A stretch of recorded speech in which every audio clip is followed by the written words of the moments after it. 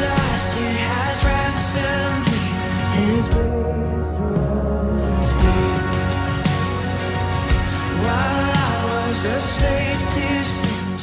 Commencerons à partir de la semaine prochaine, nous commencerons un enseignement qui s'intitulera Seigneur, ouvre mes yeux.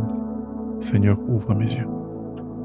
L'objectif de cet enseignement sera, n'est-ce pas, de nous amener à prier, n'est-ce pas, de nous amener à aller vers Dieu pour qu'il nous aide à être conscients, conscientes, à réaliser, mais aussi à voir les réalités spirituelles qui nous entourent, qu'il ouvre nos yeux.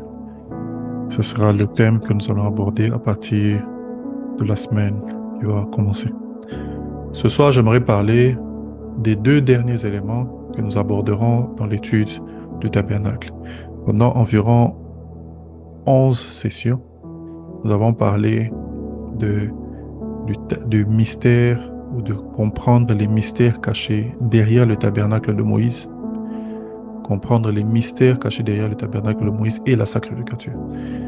Et nous sommes arrivés presque à la fin de notre étude biblique et nous allons aujourd'hui parler des 2 derniers éléments dont la Bible est en train de parler. Avant d'aller encore plus loin, j'aimerais ici juste rappeler pourquoi est-ce que nous faisons cette étude sur le tabernacle. Pourquoi nous faisons l'étude sur le tabernacle? Eh bien, quand vous lisez votre Bible, vous vous rendrez compte très tôt que Dieu donne beaucoup, n'est-ce pas, beaucoup de détails sur le tabernacle, sur le temple qui devait être construit, n'est-ce pas? Et l'insistance de Dieu sur tous ces détails semble indiquer que le tabernacle ou ce temple n'était pas juste qu'un temple, mais c'était autre chose. C'était bien plus qu'un endroit où on allait adorer. Si ce n'était qu'un temple, on en aurait fait la description à ce moment-là.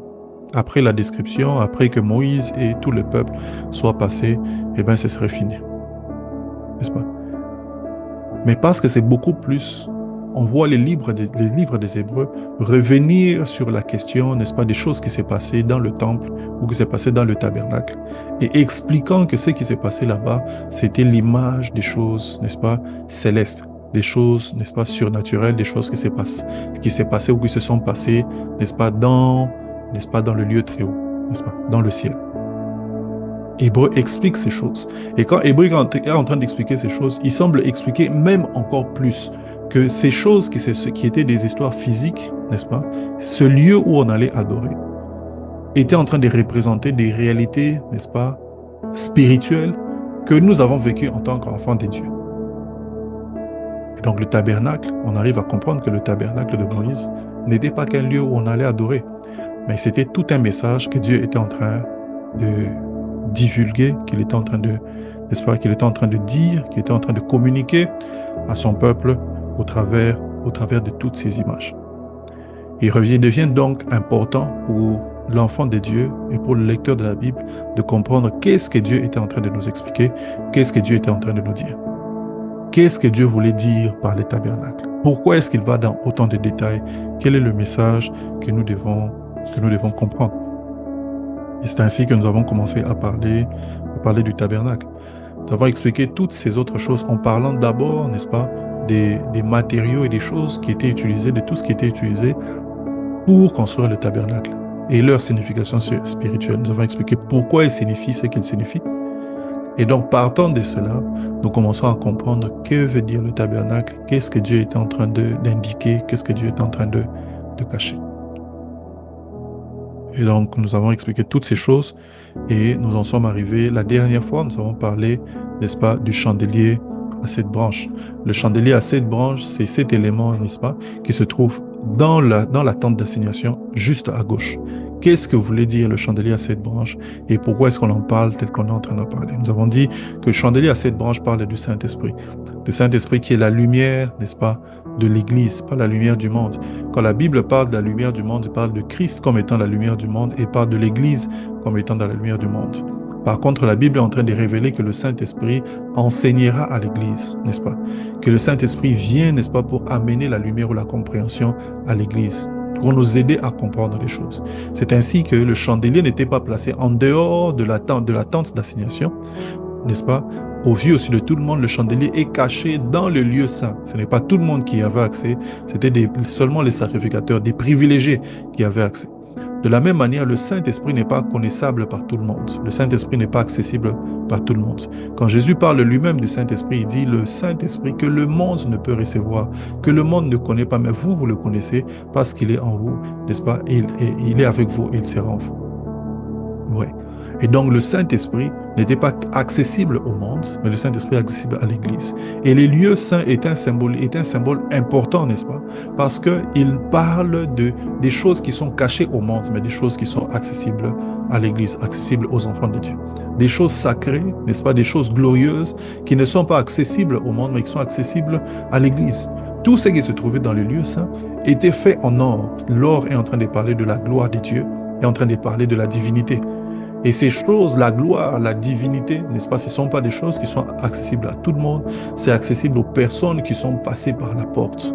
Des gens qui sont passés par la porte qui est Christ. Jésus a dit, je suis le chemin, la vérité, la vie, n'est-ce pas? Des gens qui sont passés par la porte, ce sont eux qui ont accès à ces choses. Quand tu n'es pas passé par la porte, tu ne peux pas comprendre cela.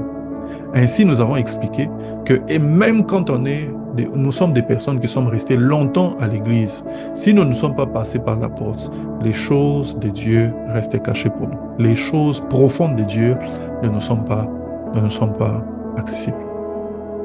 Il faut donc passer par la porte pour avoir accès, n'est-ce pas, à ces choses que Dieu avait gardées pour l'église, n'est-ce pas? Il faut passer par la porte. Même la disposition des choses dans le tabernacle sont des messages que nous devons comprendre. Le fait qu'il y avait une porte et il n'y en avait pas plusieurs. Et il faut passer par cette porte-là pour rester, pour comprendre, pour communier, n'est-ce pas, pour avoir accès à ce qui était caché à l'intérieur. C'est tout un message. Christ est la porte, le chemin par lequel nous pouvons passer.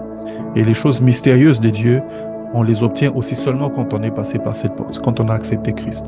Ce sont des choses qui sont cachées au monde, mais des choses qui sont accessibles à l'Église, comme la réalité du Saint-Esprit qui est accessible à l'Église uniquement.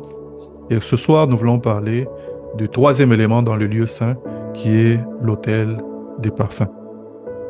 L'autel des parfums, dans Exode chapitre 10, disons Exode chapitre 10, Exode chapitre 30, le verset 1 à 10, voulais-je dire. Exode 30, 1 à 10, et nous allons lire aussi le verset 34 et la suite. L'autel des parfums.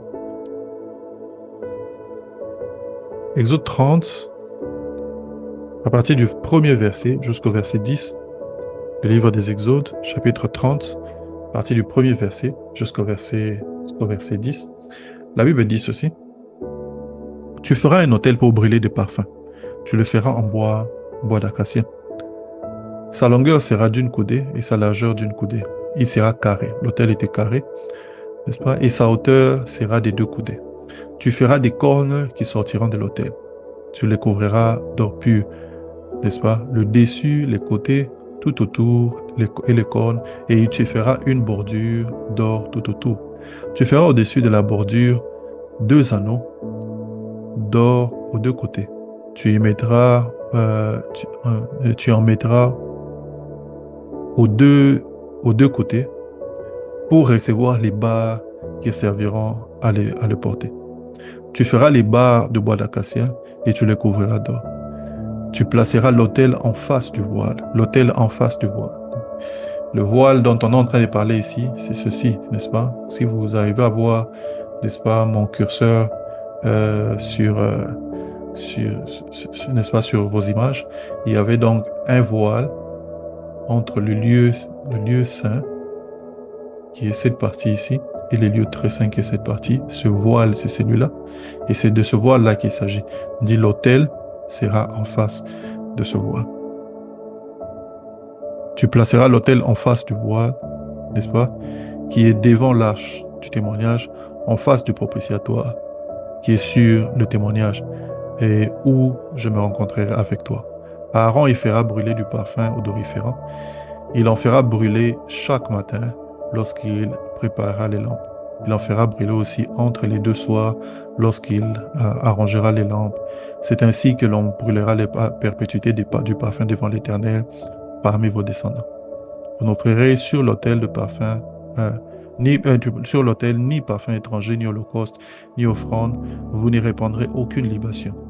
Une fois chaque année, Aaron fera des expiations sur les cônes de l'autel avec le sang de la victime expiatoire.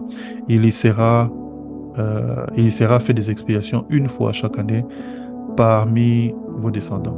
Ce sera une chose très sainte devant l'Éternel. Je vais lire le verset 34. Au verset 34, on est en train de parler maintenant du parfum qui était brûlé. Au verset 34, la Bible est en train de dire, l'Éternel dit à Moïse, prends des aromates, du stacté, de l'ongle odoriférant, du galbanum et de l'encens pur, en partie égale. Tu feras avec cela un parfum composé selon l'art du parfumeur. Il sera salé, pur et saint. Tu le réduiras en poudre et tu le mettras devant le témoignage dans la tente d'assignation où je me rencontrerai avec toi. Ce sera pour vous une chose très sainte. Une chose très sainte. Verset 37.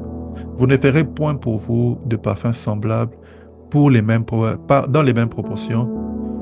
Vous le regarderez comme saint et réservé pour l'Éternel. Quiconque en fera un semblable pour le sentir sera retranché de son peuple. Sera retranché de son peuple. J'aimerais aussi en même temps que nous puissions lire quelques autres textes. En passant, nous lirons le psaume chapitre 140. Le psaume chapitre 140 et le verset 2. C'est lui qui trouve avant moi peut lire.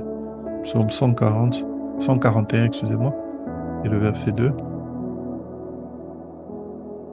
Psaume 141, verset 2. Là, il veut dire que ma prière soit devant ta face comme l'encens. Que ma prière soit devant ta face comme l'encens. Et mes mains tendues comme l'offrande du soir. Que ma prière soit devant ta face comme l'encens, et mes mains tendues comme l'offrande du soir. Hébreux chapitre 13, verset 15. Hébreux chapitre 13, verset 15.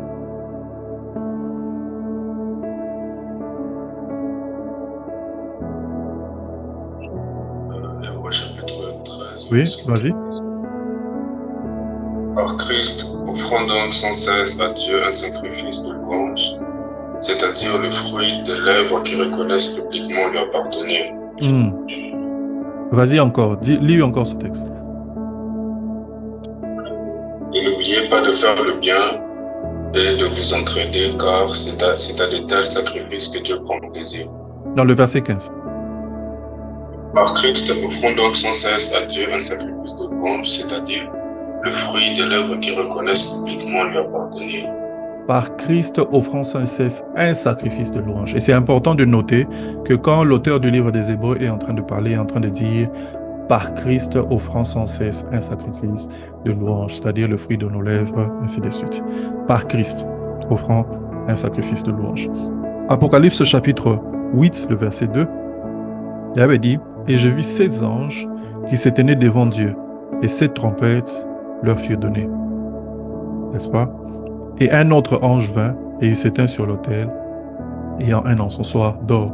On lui donna beaucoup de parfums, afin qu'il les offre, avec les prières de tous les saints, sur l'autel d'or qui est devant le trône. J'aimerais lire encore ce texte, et noter avec moi comment est-ce qu'on est en train de décrire cette scène. On dit, je vis 7 anges qui se tiennent devant Dieu, et 7 trompettes leur furent données.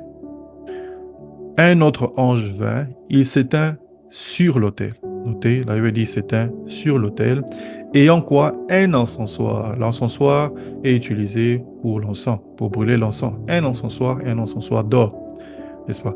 Alors la Bible dit, on lui donna beaucoup de parfums afin qu'il les offre, avec les prières de tous les saints sur l'autel d'or qui est devant le trône. Remarquez ici avec moi, on est en train de parler d'un autel d'or, n'est-ce pas, qui est devant le trône. Un autel d'or qui est devant le trône. Alors, gloire à Jésus. L'autel des parfums. Nous sommes en train de parler de l'autel des parfums. N'est-ce pas? L'autel des parfums était fait en bois d'acacia. C'était fait en bois d'acacia et il était recouvert d'or. Ces deux éléments très importants parce que ces deux éléments nous indiquent que l'autel d'airain est une image elle-même, lui-même, n'est-ce pas, de Christ. Pourquoi? Parce qu'on voit le bois d'acacia et on voit aussi l'or. La combinaison des deux parle principalement de Christ et des fois parle des chrétiens. Dans ce cas, l'autel des parfums est en train de parler de Christ. Cet autel était placé à un endroit stratégique. Il était placé, la Bible dit ici, devant le voile. Et quand la Bible est en train de parler du voile, n'est-ce pas, comme s'il n'y en avait qu'un seul, la Bible fait référence généralement à ce voile qui était entre le lieu saint et les lieux très saints. Et cette position est une position stratégique. Pourquoi? Parce que c'était juste devant le lieu très saint.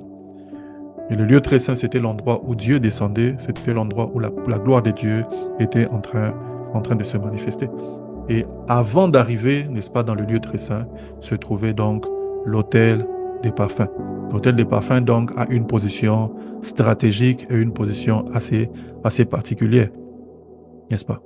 L'objectif, n'est-ce pas, ou le rôle de l'autel des parfums, la raison d'être de l'autel des parfums, c'est qu'on l'utilisait pour brûler des parfums, n'est-ce pas?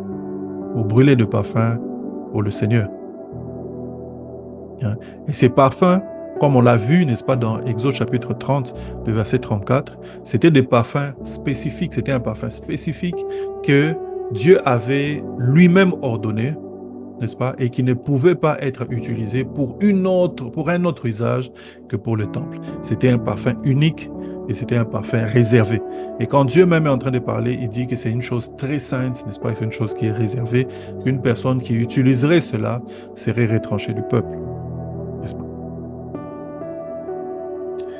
Alors, dans l'usage, avant d'aller vers l'autel des parfums, il fallait passer d'abord par le chandelier à 7 branches.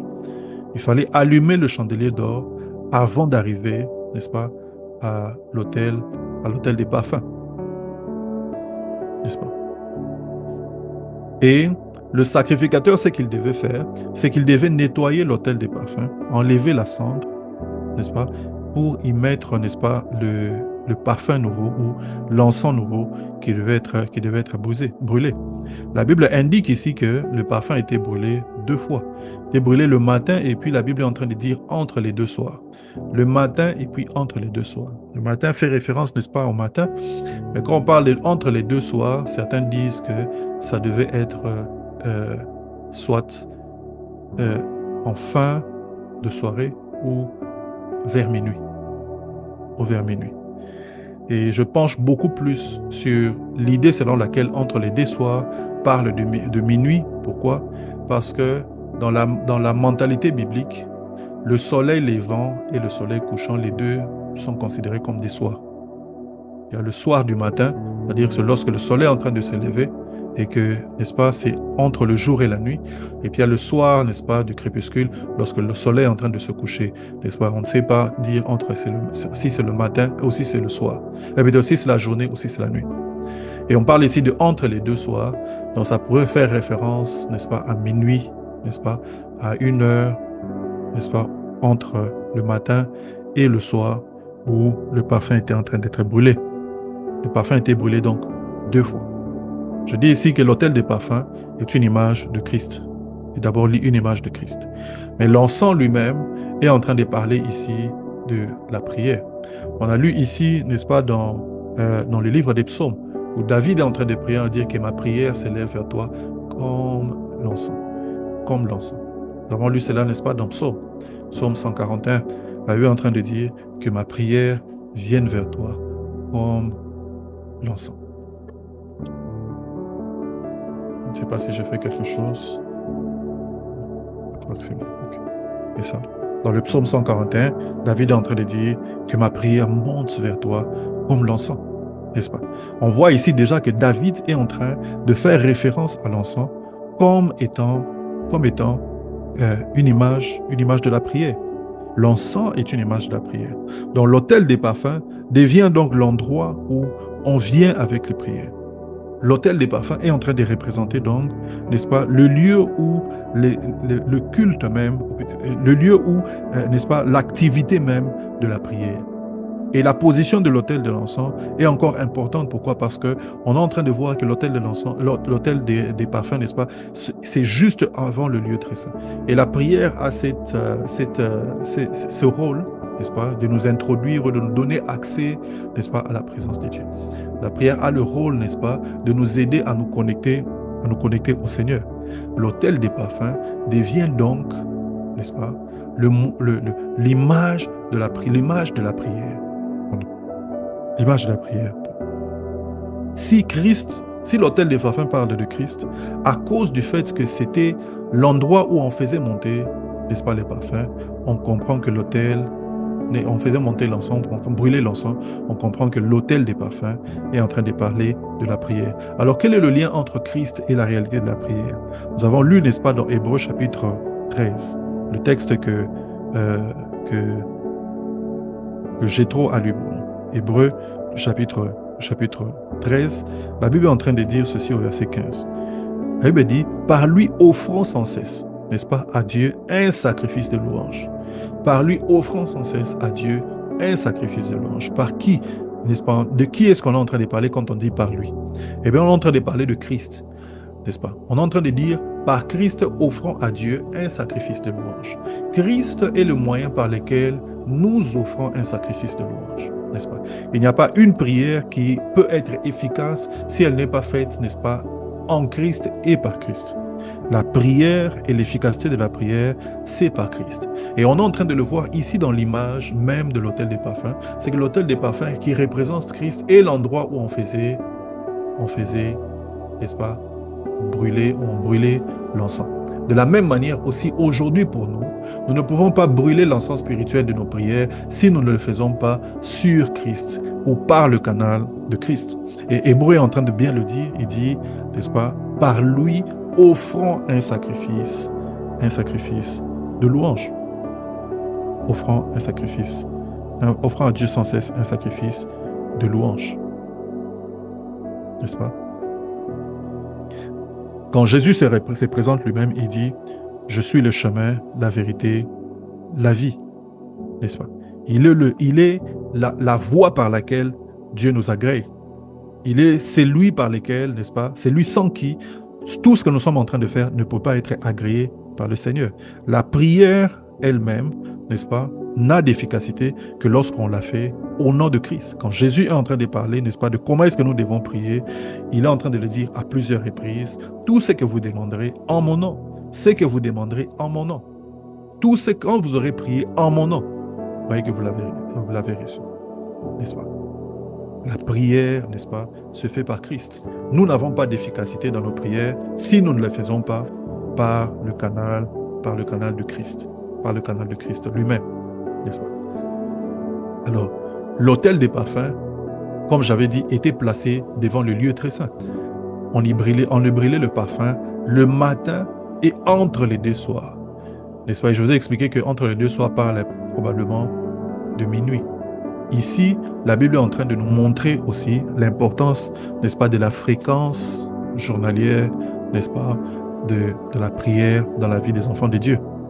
On parle ici du matin, on parle ici de entre les deux soirs. S'il y a jamais une discipline à adopter quand il s'agit de la prière, c'est la discipline qu'il faut avoir. Lorsque Daniel était en train de manifester sa vie de prière, lorsque vous lisez le livre de Daniel, la Bible est en train de dire qu'il priait 3 fois par jour. 3 fois par jour. Quand David est en train de parler, n'est-ce pas, de sa propre discipline de prière, il dit 7 fois je te célèbre. 7 fois, n'est-ce pas? Et il est en train de dire qu'il va 3 fois au temple dans la journée. Quand David est en train de parler, alors s'il n'y a jamais une discipline à manifester en termes de prière, c'est celle-là. Savoir prier le matin quand tu te réveilles et rendre grâce à Dieu, n'est-ce pas? Recommander tes voies au Seigneur et savoir prier la nuit. Savoir prier la nuit. C'est la raison pour laquelle nous avons une fois par mois, n'est-ce pas, une nuit de prière. n'est-ce pas? Nous faisons la nuit des prières une fois par mois à minuit. Pourquoi? Parce que nous comprenons l'importance de la prière de la nuit, n'est-ce pas? Et qu'il y a des prières qu'il faut savoir faire la nuit. La nuit est un moment de forte concentration, mais aussi un moment de forte activité spirituelle. Et lorsqu'on prie la nuit, on est en train, n'est-ce pas, de se connecter facilement, n'est-ce pas, au monde spirituel. Et beaucoup de choses se passent. Elles se passent la nuit. Elles se passent la nuit. Ouais.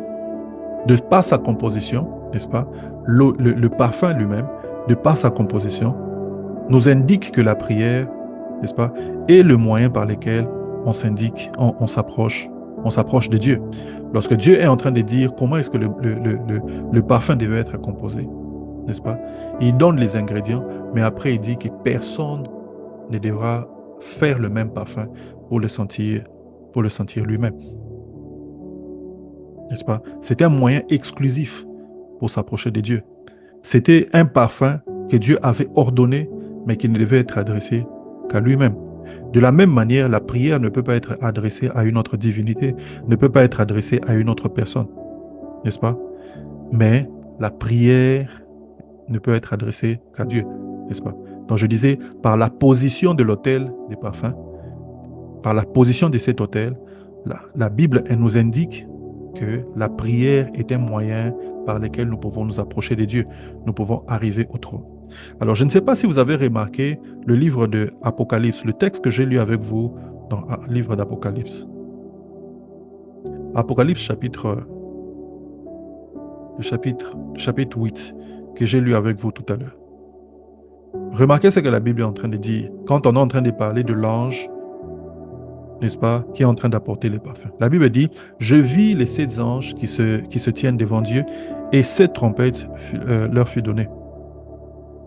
Et verset 3, la Bible dit, et un autre ange vint et il s'éteint devant l'autel. La Bible dit ici, devant l'autel. De quel autel il s'agit? Tout porte à croire qu'il s'agit, n'est-ce pas, de l'autel dont cet autel des parfums est la réplique. Souvenez-vous que la Bible est en train de dire que le tabernacle ici était l'image des choses parfaites dans le ciel. Vous lisez ça dans le livre des Hébreux, qu'il y a un tabernacle plus grand et plus parfait. On parle ici, n'est-ce pas, du tabernacle où Dieu lui-même est assis, n'est-ce pas, et où on est en train de lui apporter les louanges. C'est un tabernacle plus grand et plus parfait. C'est le tabernacle que Moïse est en train de voir quand Dieu est en train de lui dire « Regarde, vois et fais d'après le modèle ». Il y a donc un tabernacle au ciel. Et quand on est en train de parler ici de l'autel, on fait allusion à l'autel qui se trouve là-bas. Et à cet autel, on est en train de dire qu'il y avait un ange qui s'approche avec un encensoir, n'est-ce pas? Et on lui a donné beaucoup de parfums afin qu'il les offre avec les prières de tous les saints sur l'autel d'or. Et on précise, on dit, sur l'autel d'or qui est devant le trône. Sur l'autel d'or qui est devant. Il y avait donc un autel d'or qui est devant le trône. Dans le lieu céleste, il y a un autel d'or. Sur cet autel d'or, un ange est en train d'aller avec un encensoir. Il a de l'encens et il est en train de brûler, n'est-ce pas, cet encens avec les prières des saints. On voit ici encore l'image, n'est-ce pas, où l'encens représente les prières des saints. Mais on voit surtout la position de cet autel. On dit que cet autel se trouve devant le trône. Devant le trône. La question, c'est où se trouve le trône maintenant dans le tabernacle? Où est le trône dans le tabernacle? Quelqu'un peut me répondre?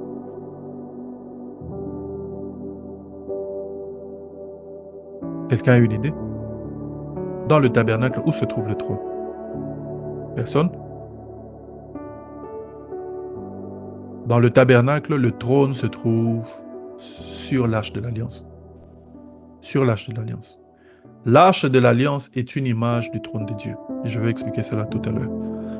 Donc, quand on est en train de dire que l'autel des parfums se trouvait, n'est-ce pas, devant le voile, ici, nous voyons le voile. Mais dans le tabernacle céleste, on dit que l'autel des parfums, plutôt, se trouve devant, n'est-ce pas, le trône. Devant le trône. Et il y a un ange qui est en train de brûler des parfums.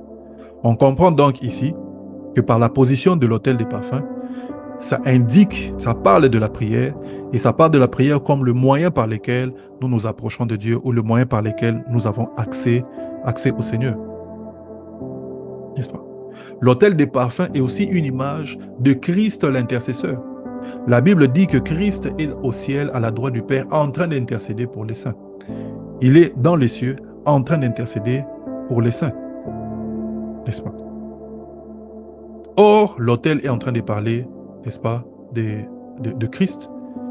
Et l'autel, sur l'autel était brûlé, n'est-ce pas, l'encens. Et l'encens parle des prières, n'est-ce pas? Donc, et ça parle aussi de la position de Christ qui est devant le Père en train d'intercéder pour les saints. En train d'intercéder pour les saints. Gloire à Dieu.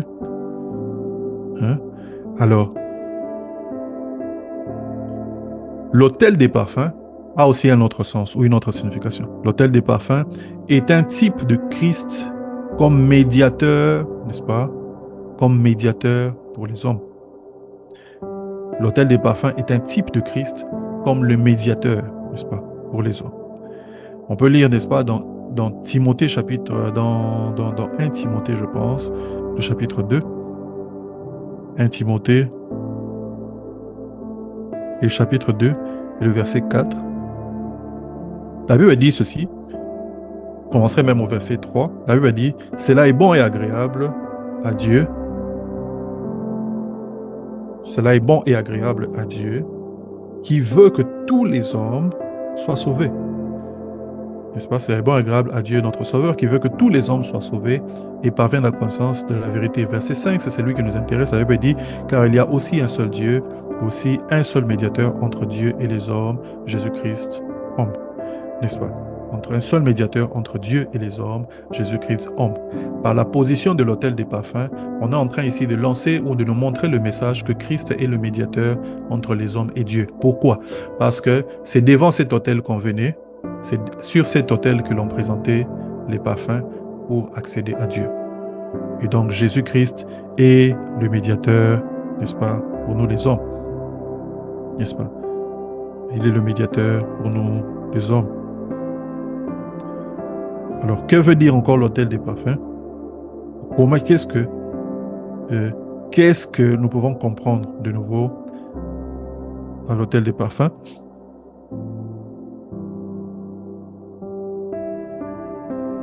Sur l'autel des parfums, il y avait 4 cordes. Il y avait des cornes sur les 4 coins de l'autel des parfums. Et nous avons expliqué déjà avant que les cornes représentent la force. Car les cornes représentent la force. Et donc, on est ici en train de nous renvoyer l'image de la puissance de la prière pour les enfants de Dieu. La puissance de la prière pour les enfants de Dieu. Nous pouvons lire, nous pouvons voir cela dans Jacques, chapitre 5, le verset 13. La Bible dit que 13 au verset 16, la Bible dit que la prière fervente du juste est d'une grande efficacité. La prière fervente du juste est d'une grande efficacité. N'est-ce pas? C'est lui qui prie, n'est-ce pas, doit savoir que la prière fervente du juste est d'une grande efficacité. Dans Matthieu chapitre 18, le verset 19, la Bible dit, je vous dis encore que si 2 d'entre vous s'accordent sur la terre pour demander une chose quelconque, elle leur sera accordée par mon Père qui est dans les cieux. Car là où 2 ou 3 sont assemblés en mon nom, je suis au milieu d'eux. N'est-ce pas? On parle ici de l'efficacité de la prière. On dit, je vous dis encore, si 2 d'entre vous s'accordent pour demander une chose quelconque, si 2 d'entre vous s'accordent pour demander une chose quelconque, la prière est efficace. Quand Jacques, lorsque la Bible est en train de parler, la Bible dit, Élie était un homme de la même nature que nous, et il a prié avec instance et le ciel s'est fermé. Il a prié de nouveau et le ciel s'est ouvert. Et on dit que la prière fervente du juste est d'une grande efficacité.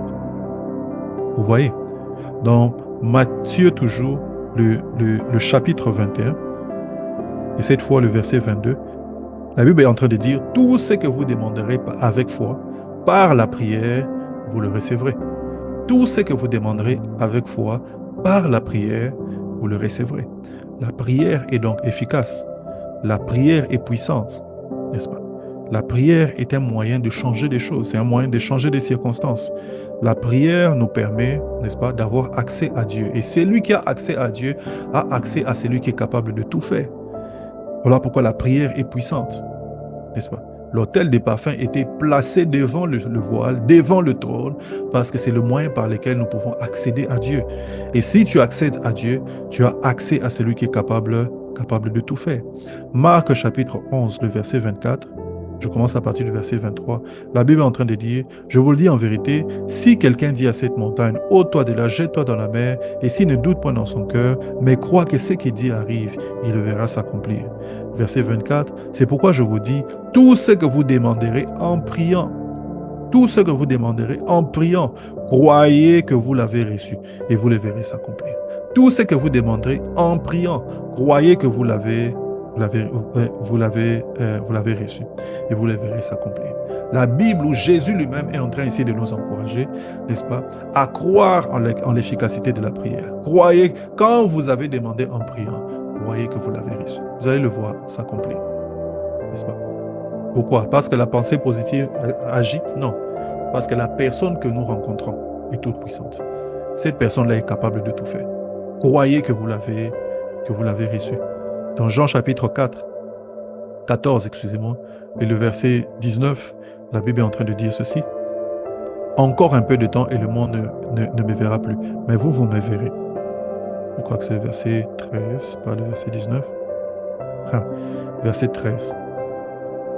Je commence à partir du verset 12. La Bible dit, en vérité, je vous le dis, celui qui croit en moi fera aussi les œuvres que j'ai faites. Et il en fera de plus grandes parce que je m'en vais au Père. Et tout ce que vous demanderez en mon nom, je le ferai, afin que le Père soit glorifié dans le Fils. Tout ce que vous demanderez en mon nom, je le ferai. Vous voyez, Jésus est en train ici de nous rassurer que la prière marche, la prière fonctionne. C'est lui qui prie, voit les résultats de la prière. C'est lui qui prie, voit les résultats de la prière. La prière fonctionne, la prière marche. Nous devons faire confiance en la puissance de la prière. Nous devons aller devant le Seigneur et croire que quand nous sommes en train de nous approcher de lui, il le fera. Il le fera. Il le fera. Et il a dit de cette façon à plusieurs reprises, n'est-ce pas? Il va le faire. Souvenez-vous, je vous ai dit que Jésus-Christ est le médiateur, n'est-ce pas? Et l'autel des parfums parle de Christ comme étant le médiateur, n'est-ce pas? Ainsi, lorsque vous y réfléchissez, vous vous rendrez compte, n'est-ce pas, que c'est lui qui s'approche de Dieu par la prière, n'est-ce pas, au nom de Jésus, n'est-ce pas? C'est comme s'il était en train d'engager la personne de Jésus-Christ, ou je veux le dire encore mieux. C'est lui qui s'approche au nom de Jésus et est en train de puiser, n'est-ce pas? J'allais dire un mot traduit directement de l'anglais.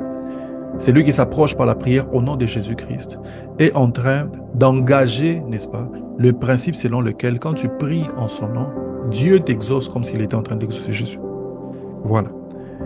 Tu engages un principe spirituel qui est celui de la substitution. Quand tu pries au nom de Jésus-Christ, c'est comme si quand Dieu exauce, il exauce comme s'il exauçait Jésus. C'est ce que ça veut dire prier en mon nom. Prier en mon nom peut avoir le sens de aller dire quelque chose en lieu et place d'une autre personne. Je viens te dire au nom de mon Père, donc je veux te dire ce que mon Père a dit. Mais faire quelque chose au nom de la personne, c'est aussi faire la chose comme si cette personne-là elle-même était là. C'est-à-dire que tu es investi de tous les pouvoirs, n'est-ce pas, de tous les privilèges de la personne qui est en train de t'envoyer. De la même manière, quand nous sommes en train de prier, n'est-ce pas, le principe veut que quand tu pries au nom de Jésus, tu es investi de tous les privilèges de Christ pendant que tu te présentes devant le Père. Et quand tu parles, Dieu t'exauce comme s'il était en train d'exaucer Jésus. C'est cela, prier au nom de Jésus. C'est en cela que Jésus devient pour nous un grand médiateur, un médiateur parfait.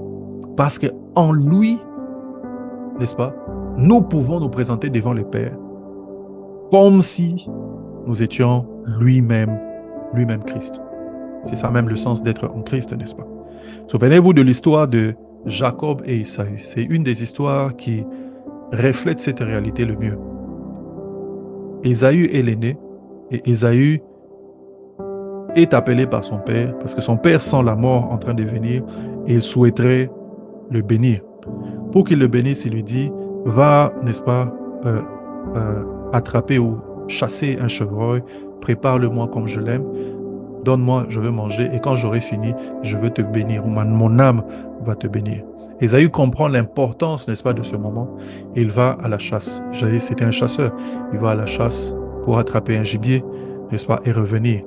Le problème, c'est que pendant que son père était en train de lui parler ainsi, n'est-ce pas, pendant que son père Isaac était en train de parler ainsi, leur maman, la maman de Ésaü et de Jacob, avait entendu. Et elle s'est souvenue, n'est-ce pas, que une prophétie était sortie, que le plus jeune supplanterait l'aîné et que la bénédiction devrait aller vers le plus jeune. Elle s'arrange maintenant pour que cela puisse arriver.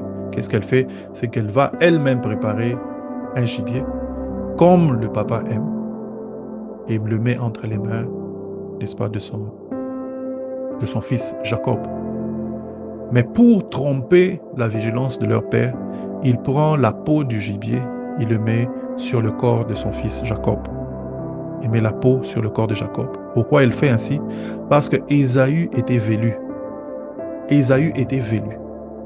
Et Ésaü étant chasseur, il avait l'odeur, n'est-ce pas, des animaux sur lui.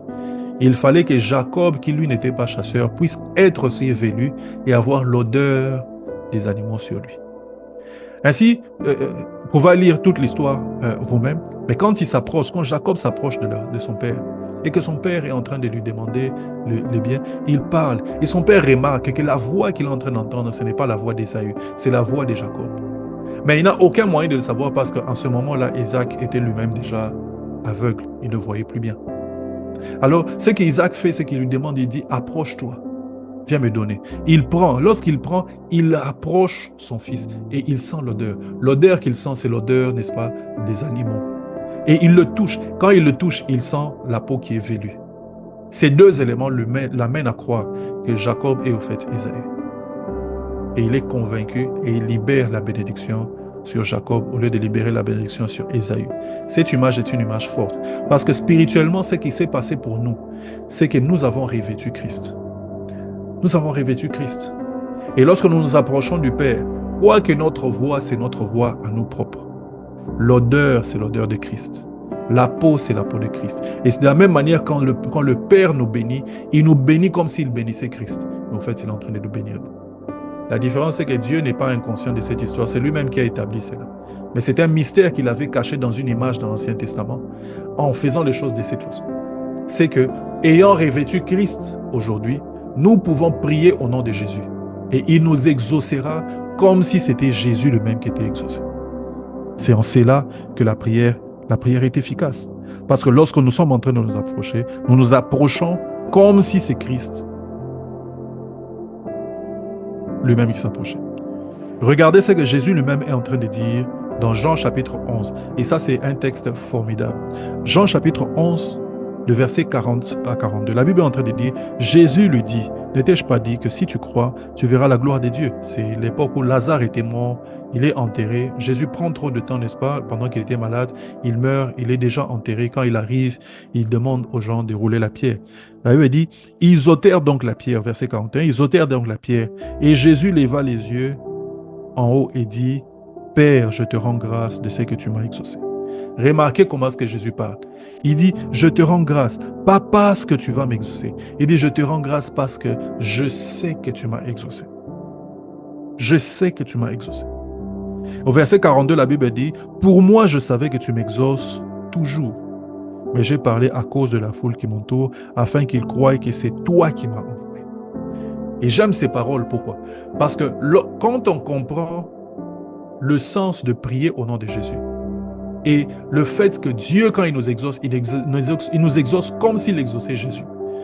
Et que vous comprenez ce que Jésus est en train de dire ici, vous savez à quel point votre prière est puissante.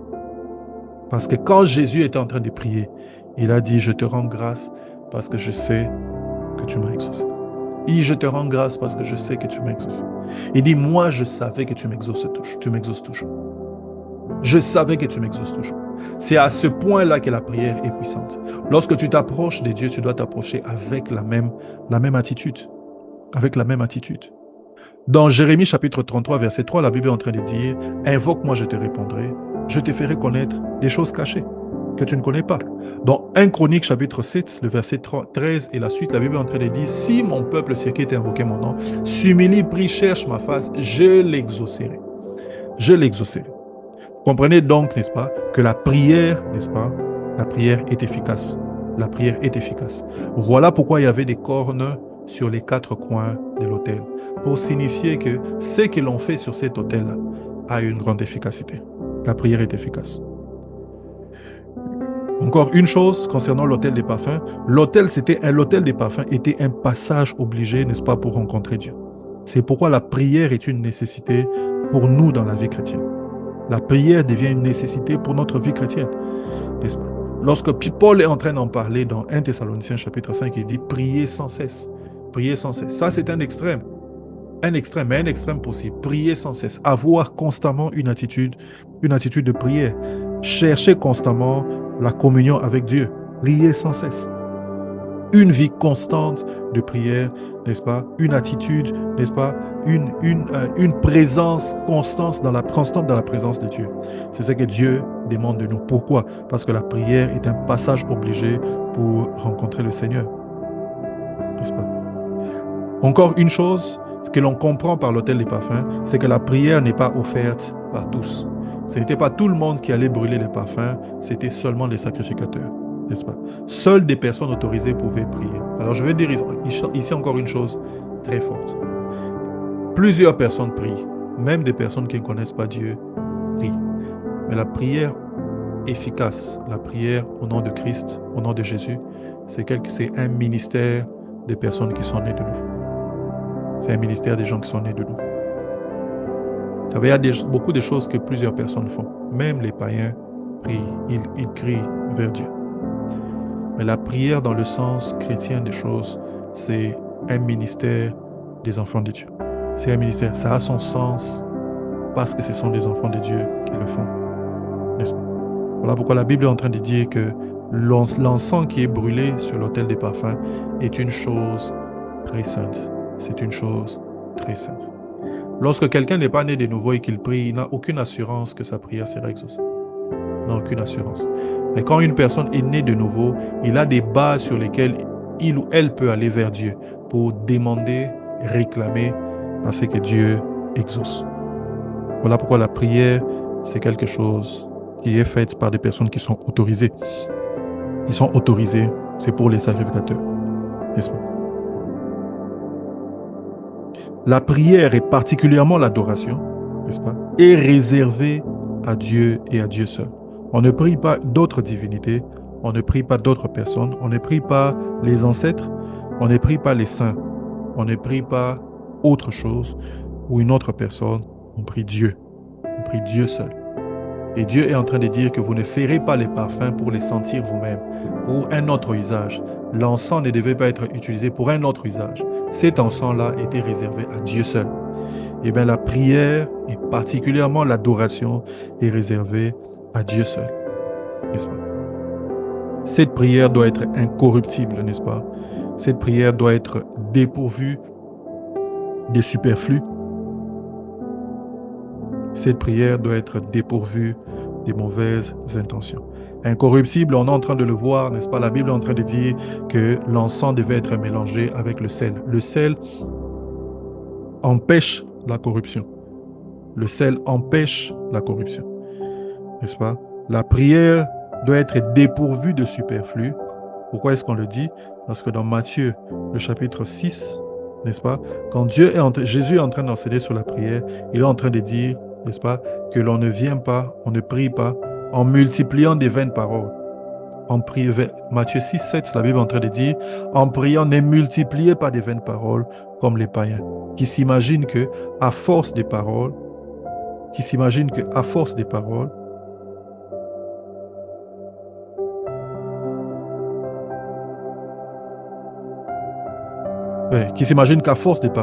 ils seront exaucés. Et vous savez qu'il y a certaines personnes, quand ils sont en train de prier, ils pensent que l'abondance des paroles, c'est ça qui fait que l'exaucement arrive. Certaines personnes pensent que la longueur de la prière, c'est ce qui cause l'exaucement. Non. La longueur de la prière cause le changement, la transformation en toi. La longueur de la prière cause, n'est-ce pas, te permet d'être intime à Dieu. Te permet de recevoir du Seigneur. La longueur de la prière est une manifestation de ton intimité avec le Seigneur. Mais ce n'est pas parce que tu as beaucoup prié ou peu prié que l'exaucement arrive. L'exaucement arrive parce que Dieu peut voir ton cœur, peut voir la foi qu'il y a dans ton cœur, peut voir les intentions qu'il y a dans ton cœur et peut voir que tu es dans sa volonté. Alors l'exaucement arrive. L'exaucement n'est pas fonction des paroles que l'on débite. L'exaucement n'est pas fonction de la longueur, n'est-ce pas, de ta prière ou de ton temps de prière. L'exaucement est fonction, n'est-ce pas, de ton cœur qui est en train de s'engager dans la prière. La foi, les intentions, n'est-ce pas, pures, n'est-ce pas, la volonté de Dieu. Ce sont ces choses qui permettent d'avoir des résultats. Ici, les païens multiplient les paroles et ils pensent qu'en multipliant les paroles, ils seront exaucés. Et Jésus est en train de dire, ne soyez pas comme eux, qui pensent qu'en multipliant les paroles, ils seront exaucés. Et donc la prière doit être dépourvue, doit être incorruptible, n'est-ce pas? Doit être incorruptible. Et la prière doit être dépourvue de superflu. Ça doit être profond, ça doit être basé sur la parole de Dieu. La prière doit être un moment d'intimité. La prière, ça ne doit pas être un exercice mental, c'est un exercice spirituel. C'est une manifestation de l'intimité. C'est l'expression d'un cœur qui croit. N'est-ce pas? C'est l'expression d'un cœur qui croit. Et la prière doit être aussi dépourvue des mauvaises intentions. Dans Jacques chapitre 4, le verset 3, regardez ce que la Bible est en train de dire. Jacques chapitre 4, le verset 3. Vous demandez, vous ne recevrez pas. Ah bon? C'est possible de demander, ne pas recevoir, oui. Et il dit, parce que vous demandez mal, dans le but de satisfaire vos passions. Dans le but de satisfaire vos passions. Dans le but de satisfaire vos passions. C'est comme cette personne qui était en train de prier, qui dit, Seigneur, exauce-moi, afin que ma belle-mère ou mon beau-père, je ne sais pas moi quoi, sente que moi j'ai Dieu et qu'il puisse te craindre et qu'il puisse aussi me craindre. Quand il dit, non, non, que l'on sache que je suis ton serviteur et que toi tu es le Dieu, que tu es le Dieu vivant. Dans sa tête, c'est beaucoup plus la partie que l'on sache que moi je suis ton serviteur qui l'importe, n'est-ce pas? Quand on est en train de prier, on prie afin de pouvoir satisfaire notre propre soif, la soif d'avoir beaucoup d'argent, la soif d'avoir du succès. Et quand tu auras des succès et après, qu'est-ce qui s'est passé? Vous demandez, vous ne recevez pas parce que vous demandez mal, dans les buts de satisfaire vos passions. Quand on prie, n'est-ce pas, afin que d'autres personnes voient que l'on est spirituel. Qu'est-ce que tu auras gagné lorsqu'on aura vu que tu es plus spirituel que d'autres personnes?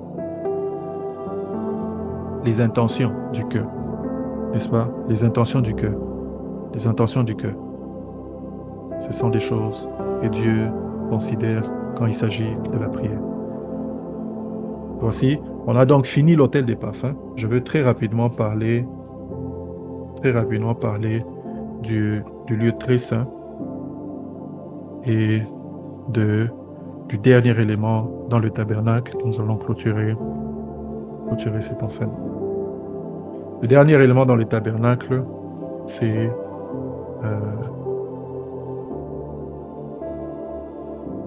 l'arche de l'alliance ou l'arche du témoignage. Vous pouvez lire dans Exode chapitre 25, à partir du verset 10 au verset 22, on est en train de décrire l'arche de l'alliance. L'arche de l'alliance, c'est cet élément qui se trouvait dans le lieu très saint. Je suis en train de l'indiquer, n'est-ce pas, dans l'image, dans le lieu très saint, derrière le voile. S'il n'y avait pas le voile, il se trouverait juste en face de l'autel des parfums. Nous avons déjà touché à plusieurs reprises sur l'arche de l'alliance. Je vais donc parler très rapidement et puis nous allons clôturer. L'arche de l'alliance était un coffret fait en bois d'acacia recouvert d'or. Il y avait des anneaux, n'est-ce pas, sur les côtés pour mettre des barres. Les barres servaient, n'est-ce pas, à transporter l'arche quand le peuple de Dieu était en déplacement. L'arche de l'alliance, n'est-ce pas, l'arche de l'alliance avait un couvercle. Ce couvercle était fait en or massif. En or massif, ce couvercle était appelé le propitiatoire. C'était fait en or massif et il y avait 2 figurines sur ce couvercle qui étaient d'une même pièce avec le couvercle. C'était 2 figurines d'anges ou plutôt des chérubins qui avaient des ailes déployées et qui recouvraient le tabernacle. Leur visage était retourné et qui recouvrait plutôt le propitiatoire et leur visage était retourné vers l'intérieur de l'arche de l'alliance. À l'intérieur de l'arche de l'alliance, il y avait 3 choses principalement. Il y avait la verge de Aaron qui avait fleuri lorsqu'on avait choisi Aaron pour être souverain sacrificateur.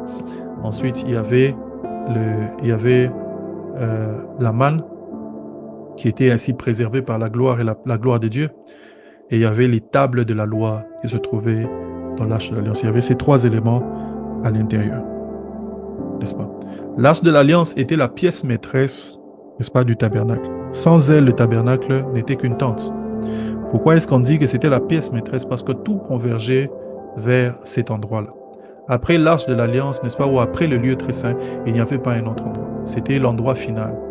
Comprenez ici, voyez ici un peu l'image du tabernacle. Vous entrez par le parvis, vous arrivez au lieu saint et au lieu très saint. C'est comme si vous alliez dans une destination, n'est-ce pas? Vous êtes dans un couloir ou dans un chemin, dans un cul-de-sac, et vous arrivez tout au fond.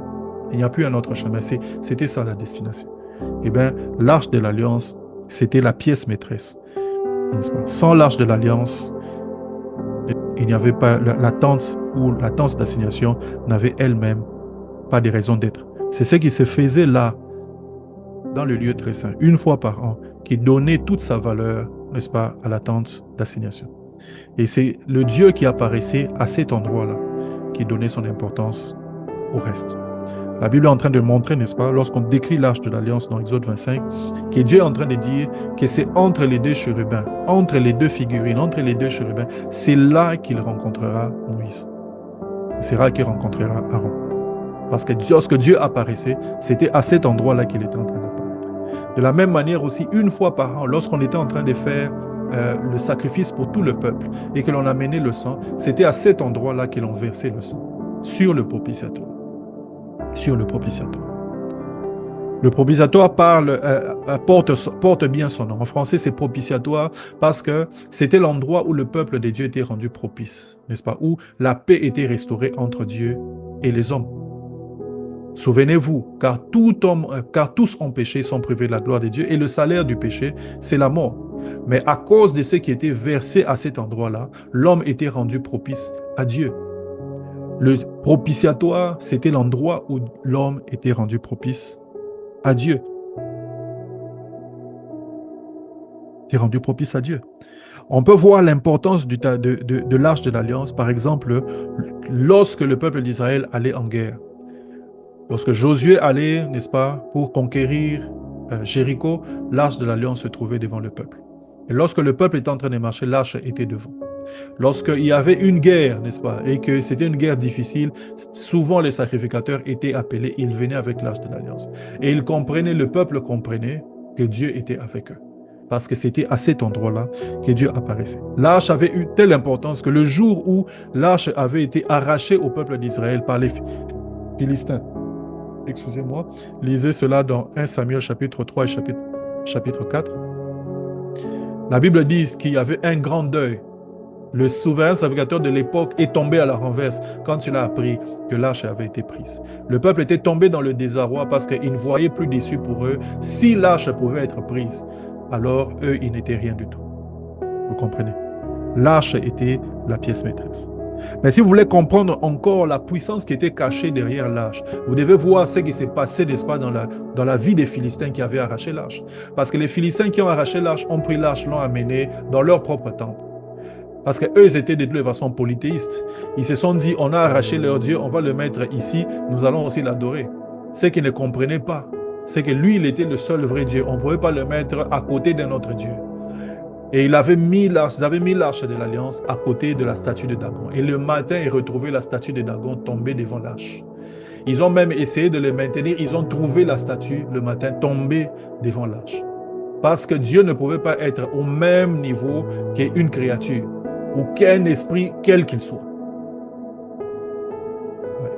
À cause de l'arche de l'Alliance, quand vous lisez l'histoire, la Bible dit que dans 5 ou 10 villes des Philistins, tous les hommes étaient frappés d'hémorroïdes.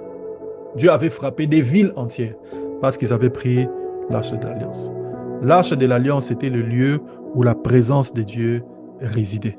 C'est ça qui donnait l'importance, n'est-ce pas, à ce qui se faisait, n'est-ce pas, dans le lieu saint. S'il y avait communion avec Dieu, s'il y avait pardon des péchés, s'il y avait quoi que ce soit qui se faisait à l'autel des reins ou à l'autel des parfums, c'était à cause, n'est-ce pas, de l'arche de l'Alliance.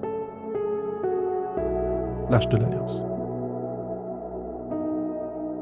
L'arche de l'Alliance, c'était l'élément devant lequel le Jourdain s'est séparé en deux. Quand Israël devait traverser le Jourdain, ce sont les sacrificateurs qui portaient l'arche qui sont passés devant. Quand ils ont posé le pied dans l'eau, le Jourdain s'est divisé en deux parties. Parce que c'est là que Dieu descendait. C'est là, entre les deux chérubins, que Dieu se manifestait. Que Dieu se manifestait. Alors la Bible est en train de dire, n'est-ce pas, dans Psaume chapitre 80, Psaume chapitre 80, et le verset 1 à 2, la Bible dit, au chef des chantres, sur les lits lyriques d'Azaph. Psaume, prête l'oreille, berger d'Israël, toi qui conduis Joseph comme un troupeau. Paré dans ta splendeur, toi qui es assis sur les chérubins. La Bible dit, paré dans ta splendeur, toi qui es assis sur les chérubins. Devant Éphraïm, Benjamin, Manassé, réveille ta force, viens à notre secours. Le psalmiste qui est en train de parler dit une phrase hautement prophétique, il dit, paré dans ta splendeur, toi qui es assis sur les chérubins. On voit ici, n'est-ce pas, le lien qu'on est en train de faire avec l'arche de l'Alliance, où Dieu apparaissait au milieu ou sur les deux chérubins. Hébreux chapitre 9, le verset 6. Hébreux 9, 6 et 7, la Bible est en train de dire, or ces choses étant ainsi disposées, les sacrificateurs qui font le service entrent en tout temps dans la première partie du tabernacle, c'est-à-dire le parvis, le lieu saint. Dans la seconde, le souverain sacrificateur seul entre une fois par an, non sans y apporter le sang qu'il offre pour lui-même et pour les péchés du peuple.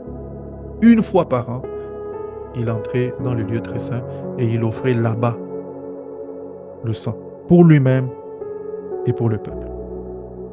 Les lieux très saints, c'est le lieu de la gloire de Dieu. C'est le lieu où la puissance de Dieu se manifeste dans sa forme la plus pure. Et c'est intéressant que Dieu associe ici cet endroit-là, qui est un lieu hautement sanctifié, n'est-ce pas, au mot très saint.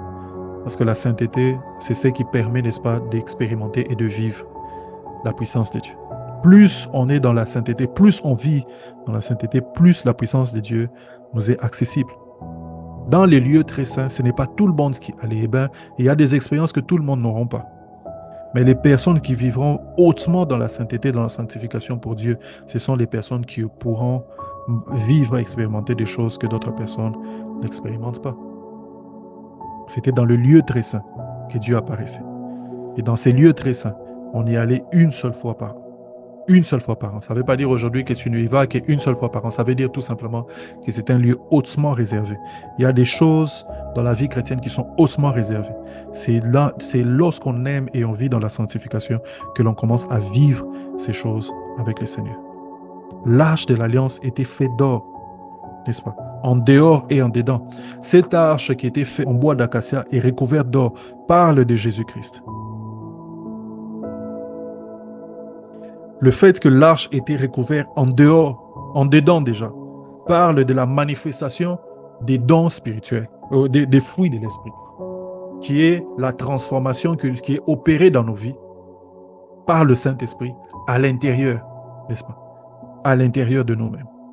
Et le fait que l'arche de l'Alliance était recouverte d'or aussi à l'extérieur, ça parle des dons de l'Esprit, qui est la manifestation du Saint-Esprit dans la vie du chrétien, n'est-ce pas? Au vu et au su de tout le monde. Si l'arche de l'Alliance parle de Christ, l'arche de l'Alliance peut aussi parler donc du chrétien, qui est transformé à l'intérieur, qui manifeste les fruits de l'Esprit, mais qui est aussi transformé à l'extérieur pour manifester les dons de l'Esprit. L'arche de l'Alliance était l'endroit où la colère de Dieu était apaisée, n'est-ce pas? La colère de Dieu était apaisée. Remarquez ici, les chérubins qui se trouvaient sur le propitiatoire avaient les regards à l'intérieur, n'est-ce pas, de l'arche de l'Alliance. Leur regard était tourné vers l'intérieur. Qu'est-ce qu'il y avait à l'intérieur? Il y avait trois choses, et parmi ces trois choses, il y avait la loi. Tout porte à croire que ces chérubins étaient en train de voir la loi qui était en train de condamner les hommes. Et souvenez-vous des deux chérubins qui avaient apparu, n'est-ce pas, lorsque Dieu a chassé Adam et Ève du jardin d'Éden. La Bible dit que Dieu a placé ces deux anges avec des épées flamboyantes. Les épées n'étaient pas là pour faire beau. Non, les épées étaient là pour punir toute personne qui voudrait rentrer dans le jardin d'Éden sans permission.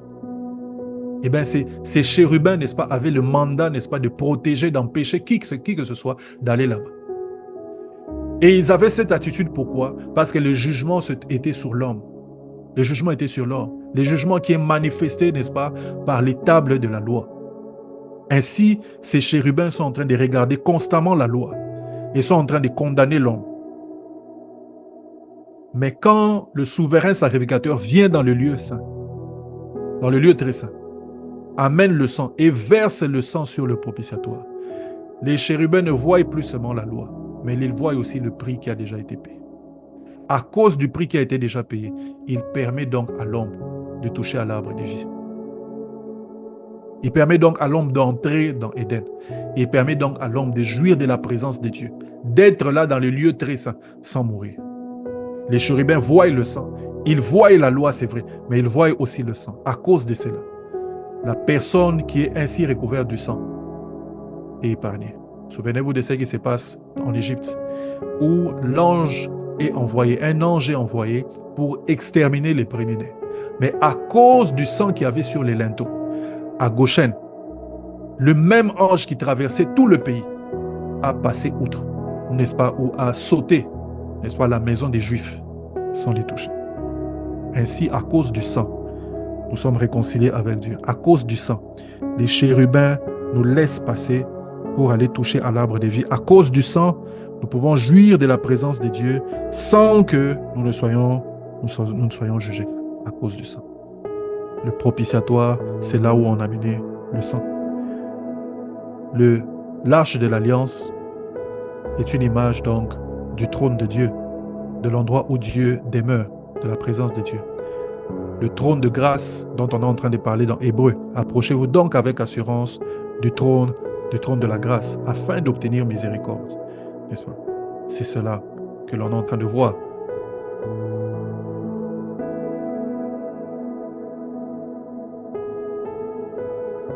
Voilà, gloire à Jésus. Je crois que je vais m'arrêter là pour ne pas tirer en longueur. Je vais dire 2 ou 3 choses. Dans l'arche de l'Alliance, il y avait trois éléments. J'avais dit, il y avait la loi, il y avait la manne, il y avait la verge. Ces 3 éléments parlent de la parole de Dieu dans 3 dimensions.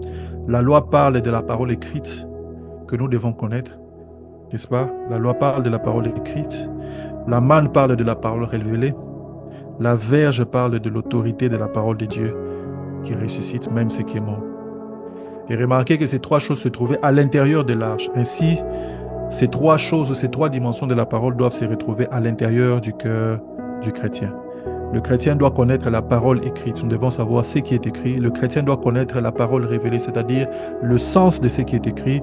Et le chrétien doit connaître l'autorité de la parole, c'est-à-dire la manifestation par la déclaration de la parole de Dieu.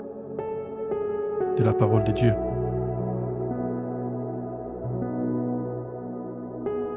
Voilà.